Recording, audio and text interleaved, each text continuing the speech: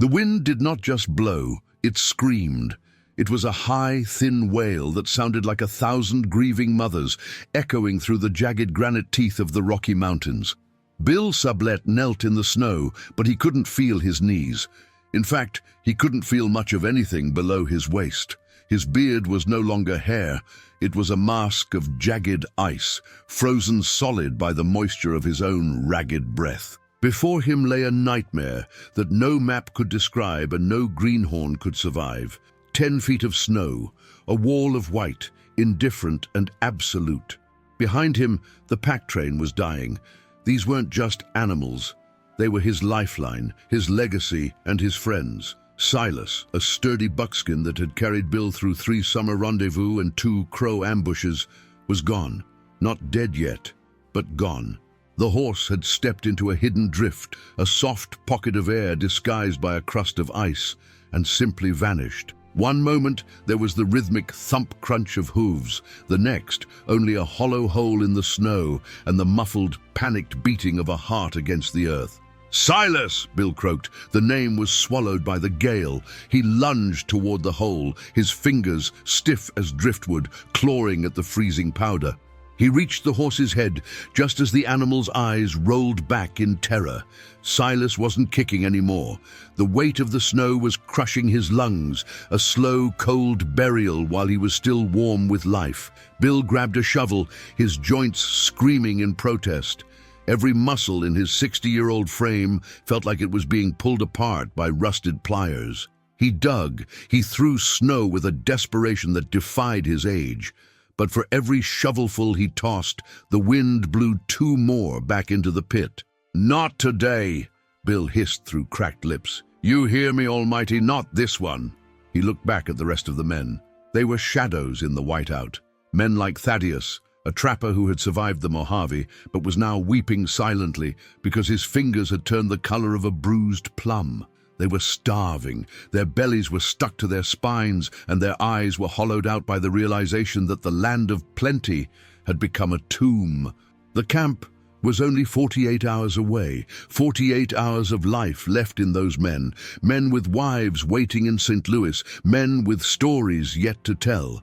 If Bill didn't break through this drift, if he didn't deliver the grain and the meat strapped to these dying horses, the spring thaw would find nothing but bleached bones and rusted rifles. Bill looked down at Silas. The horse gave one last, shuddering exhale, a puff of steam that vanished instantly in the frost. The light in the animal's eyes dimmed. Bill reached out, his gloved hand trembling, and touched the horse's frost-covered ear. "I'm sorry, old son," he whispered. He stood up, his back popping with the sound of breaking dry wood. He looked at the wall of snow ahead. It was a mountain of white death. To go forward was madness. To stay still was suicide. He gripped the shovel until his knuckles turned white. He didn't have a choice. He was Bill Sublette, and if he had to carve a path to the gates of hell itself to save his men, he would do it one shovelful at a time. Before we continue our journey into the wild, subscribe to Wildbound History and tell us in the comments, what country and city are you watching from? The shovel bit into the crust with a metallic screech that set Bill's teeth on edge. He wasn't just fighting the weather, he was fighting time, a thief that was stealing the heat from his marrow with every passing second. "Thaddeus, get up!" Bill roared, his voice cracking like a dry whip. Thaddeus didn't move. He sat huddled against a frozen pine, his chin tucked into his chest. He looked like a statue carved from grief. "It's no use, Bill," the younger man murmured. Though younger was a relative term, Thaddeus had seen 40 winters, but in this cold, he looked 100. "The mountains! They want us. They've been waiting since autumn to take us, and now they're just closing the door." Bill dropped his shovel and marched over, his boots sinking hip-deep. He grabbed Thaddeus by the collar of his buffalo hide coat and hauled him upward. It was a feat of pure, stubborn adrenaline. "The mountains don't want anything, you fool. They're just rock and ice. They don't have a heart, but you do.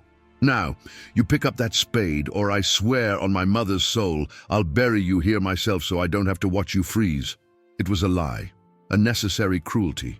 Bill's heart was breaking for the man, but empathy wouldn't melt the drifts. only sweat would. For the next 5 hours, the world narrowed down to the size of a steel blade. Stab, lift, throw, repeat. The horses that remained stood shivering, their manes heavy with icicles that tinkled like macabre wind chimes. They were buried alive in a literal sense, standing in trenches they had carved with their own chests, the snow rising above their backs. Bill watched as a pack mule, laden with the precious grain meant for the starving camp at the rendezvous, simply closed its eyes and leaned against the wall of the trench. It didn't wake up. The physical toll was agonizing. Every time Bill swung the shovel, a hot needle of pain shot from his lower back down to his heels. His lungs burned, the air so cold it felt like inhaling powdered glass. He thought of his hands, those hands that had signed treaties, held a newborn child, and guided some of the greatest expeditions in the history of the West. Now they were just claws, locked in a permanent grip around a wooden handle. "We have 48 hours," Bill muttered to himself, a mantra to keep his mind from wandering into the grey fog of hypothermia. 48 hours before the camp starts eating their boots. 48 hours before the fire goes out for the last time. By dusk, the sun was a pale, sickly yellow smudge behind a veil of grey. They had moved perhaps 50 yards. Ahead of them lay another 3 miles of the same suffocating white. Bill looked back at the trail they had carved, a narrow, jagged scar in the side of the mountain. It looked pathetic. It looked like the work of ants trying to move a cathedral. But then he saw it. Martha's locket, hanging from a string around his neck, had slipped out from under his shirt. He looked at the tarnished silver. He remembered the heat of a Missouri summer, the smell of sun-drenched hay, and the way Martha's hand felt, warm, soft, and full of life. He couldn't die here, not because he feared death. He had stared into the eyes of the Reaper enough times to know his face, but because he still had a debt to the living. "Again," Bill whispered, his voice a rasping growl. He slammed the shovel back into the drift. "Again!" The night brought a silence so profound it felt heavy, as if the atmosphere itself had frozen and was pressing down on them. They couldn't build a fire. The wood was too green and the wind too fierce. They huddled together in a spider hole dug into the side of a drift, sharing the heat of their gasping lungs. Bill sat with his back against a frozen rock, staring into the darkness. This was the dangerous time. This was when the ghosts came. In the silence, the roar of the blizzard faded, replaced by the ghost sounds of a life nearly forgotten. He could almost smell the wood smoke of his childhood home. He saw his father, a man of iron and prayer, standing in a doorway in Kentucky. He remembered the taste of a peach, sweet, sticky, and bursting with the nectar of a world that didn't want to kill him. "Do you remember the 1823 expedition, Bill?" Thaddeus asked, his voice trembling in the dark. "I remember the heat," Bill replied softly. "I remember the Arikara sun beating down on us until the river water felt like warm soup. I would give my soul for a drop of that heat right now. I keep thinking about my wife's kitchen," Thaddeus whispered, "the way the floorboards creaked under her feet. I used to complain about that creak. Lord, what I'd give to hear it now. It's too quiet here, Bill. It's the kind of quiet that comes before the end." Bill closed his eyes, but that was worse. Behind his eyelids, he saw the faces of the men at the rendezvous camp. He saw old man Jedediah, whose legs were ruined by gout and years of mountain travel. He saw the young apprentices, barely 18, who had come west looking for glory and found only hunger. He saw them sitting around a cold hearth, staring at the door, waiting for the man they called the King of the Mountain to bring them salvation. The contrast was a physical ache. One side of his mind was filled with the golden light of memory, the laughter of friends, the softness of a bed, the simple dignity of a full belly. The other side was the reality of the present, the smell of wet wool, the taste of blood in his throat, and the knowledge that his horses, his magnificent, loyal horses, were being turned into ice sculptures only a few feet away. He reached out and touched the side of a horse that had collapsed nearby. The animal was still warm, but only barely. Its coat was matted with frozen sweat. Bill leaned his forehead against the animal's flank. "You did your part, Silas," he whispered. forgetting for a moment that Silas was already gone, and this was a different beast. You all did your part. It's on me now. It's all on me. He thought of the weight of the years. He was no longer the sprinting youth who could run a buffalo down on foot. He was a man of scars and stories. His knees clicked, his vision was blurring at the edges, and his heart beat with a slow, heavy rhythm, like a muffled drum. But there was a power in that age, a resilience that the young men hadn't learned yet. The young men fought the cold. Bill endured it. They saw the snow as an enemy. He saw it as a test. He had survived the fever, the lead of an enemy's rifle, and the betrayal of the wilderness before. He knew that the soul doesn't break until the will allows it. He felt a hand on his shoulder. It was Thaddeus. The man was shivering so hard his bones seemed to rattle. "Bill, if I don't make it, if you get through—" "Shut up," Bill said, but the bite was gone from his voice. He reached into his coat and pulled out a small, dried piece of jerked meat, the very last of his personal rations. He broke it in half and pressed a piece into Thaddeus's frozen palm. "Eat. Don't talk. Save your breath for the shovel. We move again in 3 hours." 3 hours! It's still dark. "The dark doesn't matter," Bill said, looking up at the stars that pierced through a momentary gap in the clouds like cold, indifferent diamonds. "The snow doesn't sleep. Neither do we." As he sat there, drifting between the warmth of his memories and the lethal chill of the night, Bill Sublette realized that he wasn't just carrying grain and meat. He was carrying the hope of an entire frontier, and that weight was heavier than any snowdrift in the world. The 3 hours passed not in sleep, but in a state of waking paralysis. When Bill finally stood, the ice that had formed over his coat cracked with the sound of a pistol shot. The world was blue, a deep, haunting indigo that precedes a mountain dawn. But there was no sun to offer warmth, only a pale light that revealed the true horror of their isolation. They were in the dead zone of the pass. Here the wind didn't just howl, it sculpted. The drifts had shifted overnight into strange aerodynamic waves, some reaching 15 feet high. The silence was no longer peaceful. It was a physical weight, a ringing in the ears that signaled the absence of life. There were no birds here, no wolves. Even the wind had paused to catch its breath, leaving a silence so absolute that Bill could hear the blood pumping in his own temples. "Look," Thaddeus whispered, pointing toward the line of horses. 2 more had died in the night. They remained standing, propped up by the sheer density of the snow around them. Ghostly statues of burden, their eyes frozen open and clouded like marbles. Of the original pack train, only 5 horses remained with enough strength to lift their heads. "Don't look at them," Bill commanded, his voice a gravelly rasp. "Look at the shovel. Look at the next 10 feet. That's your whole world now." As they began to dig, the psychological pressure of the silence began to take its toll. In the wilderness, silence is usually a warning. It means a predator is near. But here, the predator was the landscape itself. Every time a layer of snow collapsed with a soft whoosh, Bill's heart leaped into his throat. He felt as though the mountain was a living thing, watching them, waiting for the exact moment their spirits would snap. Hours bled into one another. The rhythm of the work became a trance. Thump, scoop, toss.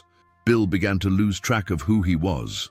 He wasn't Bill Sublette, the famed mountain man. He was just a machine of bone and sinew. He began to see things in the periphery of his vision, shadows dancing on the white walls of the trenches. He saw Martha standing at the end of a long, snowy tunnel, waving him forward. He saw his brothers, Milton and Solomon, beckoning from a campfire that didn't exist. "Bill, do you hear that?" Thaddeus asked. He had stopped digging. His eyes were wide and glazed. "Hear what?" "The bells. St. Louis. The church bells are ringing." Bill felt a cold shiver that had nothing to do with the weather. This was the winter madness, the stage of hypothermia where the brain begins to misfire, creating warmth and music to lure the victim into the final sleep. "There are no bells, Thad," Bill said, grabbing the man's arm. He squeezed until he felt the bone. "Listen to my voice. That's the only sound that's real. We are alone. There is no one coming to help us. No one even knows we're here." It's just us and the shovel. The realization of their total isolation hit like a physical blow. If they died here, their bodies wouldn't be found until July. The grain would rot in the sacks, and the men at the rendezvous would starve, wondering why Sublette had abandoned them. The silence of the mountain seemed to mock them, a vast, white indifference to their struggle. "I can't feel my feet anymore, Bill," Thaddeus said, his voice trailing off into a terrifyingly peaceful tone. "I think I'll just sit for a minute. Just a minute to rest the lungs." "If you sit, you die," Bill hissed. He looked at his own hands. They were gray. The tips of his fingers were hard as stones. He was 60 years old, and he was staring into the void. The silence was screaming at him to give up, to lie down in the soft white bed and let the heaviness take him. "Just a minute," Thaddeus pleaded, his knees buckling. Bill hauled him up again, but this time he felt his own strength wavering. His heart gave a skipped beat, a flutter of protest. He leaned against the snow wall, gasping for air that felt like liquid nitrogen. He looked up at the towering peaks of the Wind River Range. They looked like the teeth of a giant, and he was nothing but a grain of sand between them. The isolation was a poison. Without the sound of other voices, without the sight of a horizon, the mind begins to eat itself. Bill felt the urge to scream, to break the silence, but he knew he couldn't waste the oxygen. 48 hours, he whispered, his mantra now a desperate prayer. "We have 24 left. Dig, you old dog. Dig until the heart stops." With a grunt of pure, unadulterated will, Bill slammed the shovel into the drift. The silence of the mountain met the defiance of the man, and for a moment, the man won. But the peaks stayed silent, waiting for the next hour to claim what was left of them. The sky didn't turn gold at the peak of the second day. It turned a bruised, sickly purple. The final ridge, the Devil's Gate of this unnamed pass, loomed before them like the wall of a fortress. It was a sheer incline of packed ice and wind-blown powder, 300 feet of vertical misery that stood between the pack train and the downward slope toward the rendezvous. "I can't. Bill, I'm done." Thaddeus collapsed. This time, there was no hauling him up. His legs had simply ceased to be limbs. They were logs of frozen meat. He sprawled in the trench, his breath coming in shallow, wet rattles. The last of the horses, a grey mare named Ilara, lowered her head until her velvet nose touched Thaddeus's neck. She didn't have the strength to neigh. She just stood there, her ribs heaving against the harness, her spirit flickering like a candle in a gale. Bill Sublette stood alone. He looked at his hands. The leather of his gloves had frozen to his skin. When he tried to flex his fingers, the ice cracked, and he felt the warm, copper sting of blood seeping from his split knuckles. He was past exhaustion.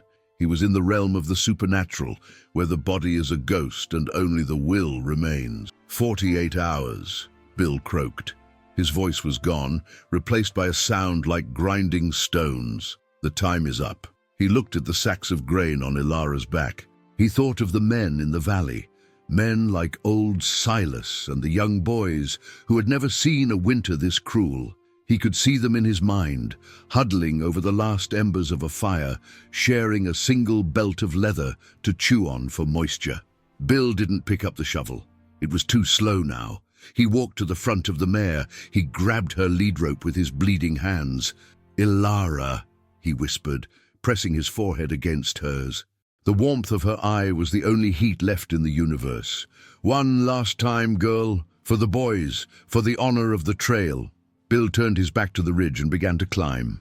He didn't dig. He used his body as a plow. He threw himself face first into the 10-foot drift, using his weight to compress the snow, then kicking backward to create a foothold for the horse.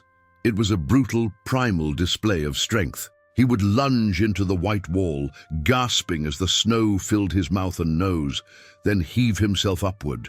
Lunge, heave, kick. Every step felt like a heart attack. His chest was a furnace of agony. He could feel the individual fibers of his muscles tearing, pop, rip, burn. He wasn't a man anymore. He was a bridge. "Come on!" he screamed, the sound tearing his throat. Ilara followed. Driven by some ancient cross-species loyalty, the mare lunged into the holes Bill carved. She stumbled, her chest slamming into the frozen bank, but she didn't stop. She saw the man, this titan of grey hair and bloody hands, and she refused to let him go alone. Halfway up the ridge, the world tilted. A shelf of snow, destabilized by their movement, groaned. "Bill, jump!" Thaddeus's voice drifted up from below, weak but terrified. A small slide, a slough, broke loose. It wasn't a full avalanche, but it was enough to bury a man. Bill didn't jump. He couldn't. He anchored his boots and threw his arms around Ilara's neck, bracing himself. The snow hit him like a physical punch, filling his coat, stinging his eyes, trying to drag him down into the dark. He held on. He roared, a sound of pure, unadulterated defiance that echoed off the granite peaks. When the snow settled, Bill was buried to his chest, but he was still holding the rope. He clawed his way out. He didn't look back. He didn't look at the blood he was leaving on the white surface. He only looked at the crest of the hill. With one final lung-bursting surge, Bill Sublette reached the top. He fell onto the wind-scoured rock of the summit, his lungs screaming for air that didn't burn. He turned and pulled the rope with everything he had left. Ilara scrambled, her iron shoes sparking against the hidden stones, and then she was over. They stood on the spine of the world. Below them, tucked into the crease of the valley, was a tiny, flickering light, a single campfire. Bill fell to his knees. The tears that escaped his eyes froze instantly on his cheeks. He had done it. He had carved a path through a tomb. He reached back and patted Ilara's trembling flank, his hand leaving a dark, red smear on her coat. "We're here," he whispered, the words disappearing into the thin air. "We're here, you beautiful, stubborn soul." He looked back down the trail at Thaddeus, who was a small, dark shape in the trench below. Bill didn't have the strength to go back down, but he knew the path was open. The silence of the mountain had been broken. The heavy lifting was done. Now, there was only the descent. As he began to lead the horse down toward the light, Bill Sublette moved with the limp of a man who had given 10 years of his life for 48 hours of survival. But his head was held high. He was the king of the mountain, and the mountain had blinked first. The arrival at the camp was not marked by cheers or a hero's welcome.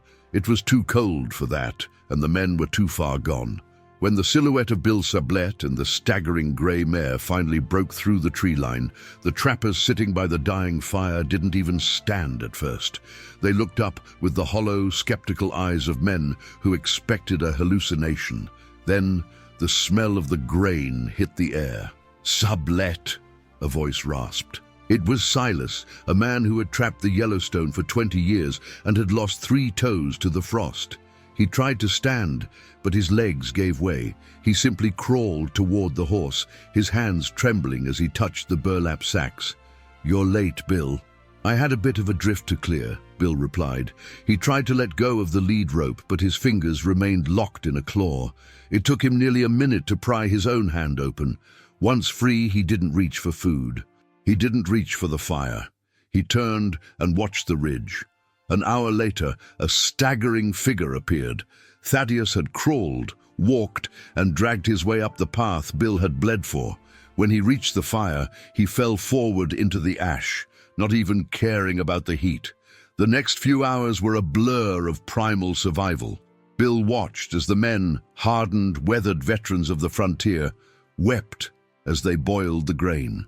There was no meat yet, just the thin, watery gruel of life returning to their veins. He watched them share the warmth of the single mare, huddling against Ilara's side as she ate the first handful of grain she'd seen in days.